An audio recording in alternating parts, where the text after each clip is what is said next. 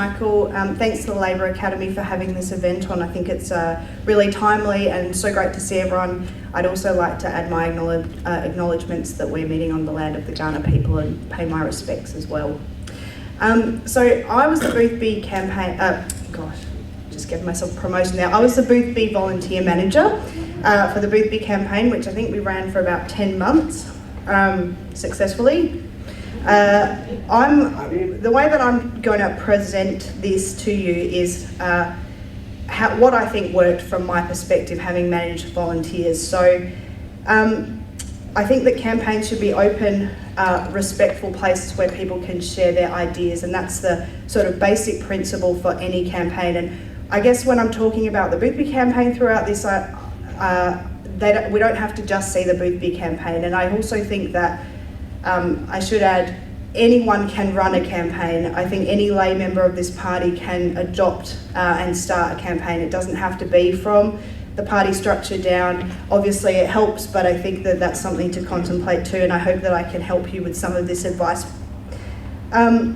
So the federal election that we won was based on big ideas, and I think Labor always wins on big ideas, but that means that messaging is so important, and in order to get the message out there, you need people on the ground. We need people to counter the crap that we're hearing from elsewhere, and we need to have face-to-face conversations, and we can't avoid that.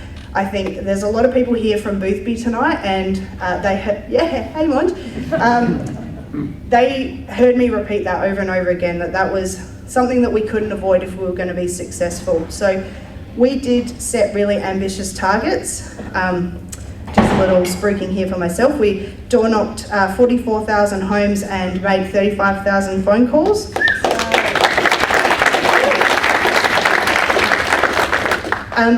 But these are the 4 things, in my opinion, that I think helped, but also the things that I always wanted to come back to in my plan for volunteer management. So firstly, volunteers need to be respected. So during election campaigns and between them, we need to keep volunteers up to date with what's happening in the party, in the branches, and the offices of members of parliament. Obviously, we all get out there to help them win. We don't want to just hear about them at election time. We all agree on that. I think that the party, side note, is much better at that than we've ever been. I think that it's a really connected organisation now, and I'm really happy to see that. So that's, I think, a big tick, but something that we always need to focus on. I think we need to appreciate local knowledge. So in our experience in Boothby, you never know when a good campaign's going to present itself, and you have to have your ears open.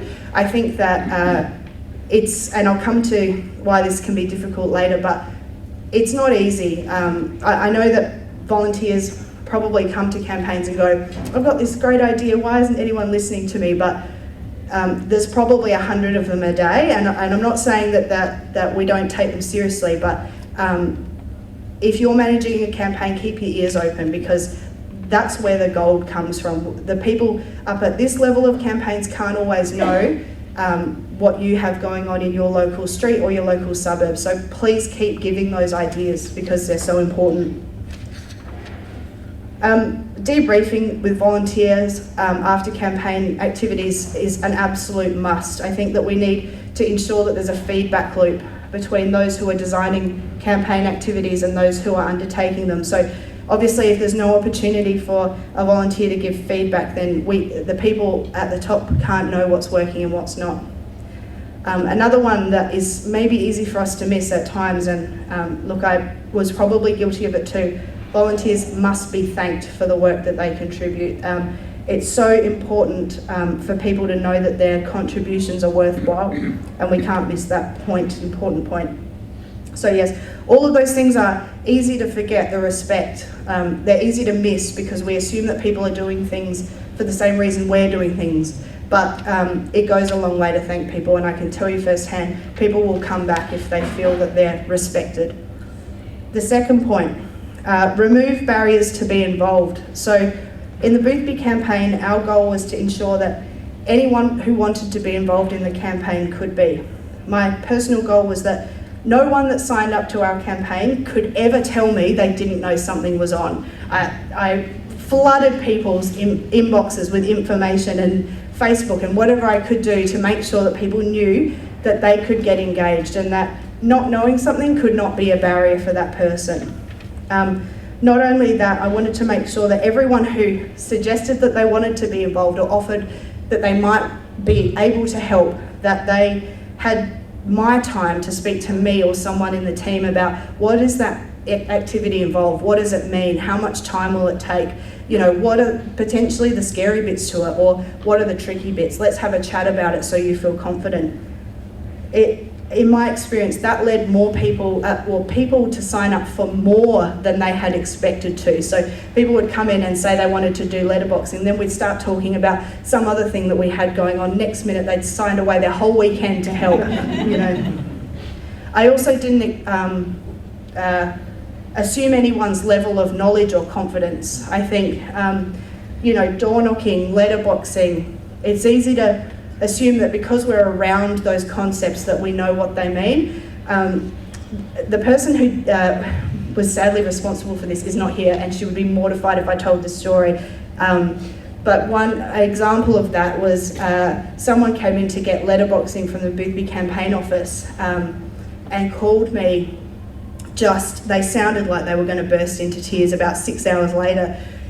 They said that they had gone letterboxing in the evening and they'd done it all, and then they looked at it and then they realised it was addressed, and they'd just been going willy-nilly down the street letterboxing, and they were mortified. But that was a problem in our structure, that we weren't clear about that, and it was a really important learning moment for us.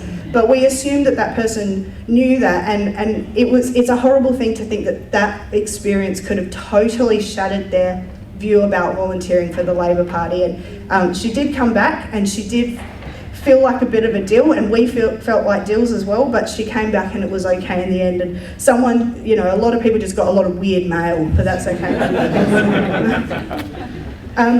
So that was removing barriers to being involved. Number 3, volunteers need to understand how their volunteerism helps the overall strategy. So I think it's important to do skills and interest audits so that you can know what people are into. That's the first step. But briefing sessions and training to discuss strategy. So in Boothby, we held a lot of meetings to talk about why we were doing what we were doing. So it wasn't just we do letterboxing because we're the Labor Party, we do door knocking because we're the Labor Party. It was all of our data is telling us this area cares about this reason, so we're going to go talk to them about that thing. Or all of the data that we've got is telling us that women between the age of 35 and 50 might really come out to vote for us this time, so we're going to target those people. And I think my take on that was that when people could buy into that information, they felt like they weren't just doing the same old thing that frankly hadn't worked in the past because we may not have won that seat. They were doing the same old thing with a strategy that they believed in and they could back. And again, that was another example of people went out in force after they knew that. So just a quick example of that.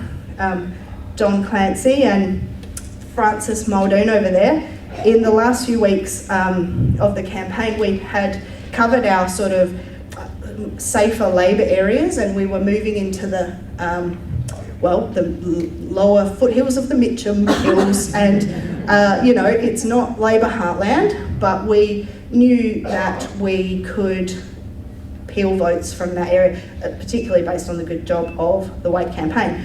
But we talked to everyone who went out and did that door knocking about what the mission was there. It was, we will not win every vote, and we can't try, and we're not going to stand on every door until we get that vote. But if we get 1 in 3 of those conversations, if we get that, we will win this seat. And they went and they stuck to the mission, and our results in those areas were outstanding. So I think that buy-in to and it's also just important because you have to give people the respect that they've been around probably a lot longer than I have, and they understand these communities a lot more than I do, but we're having that dialogue about why we're doing that.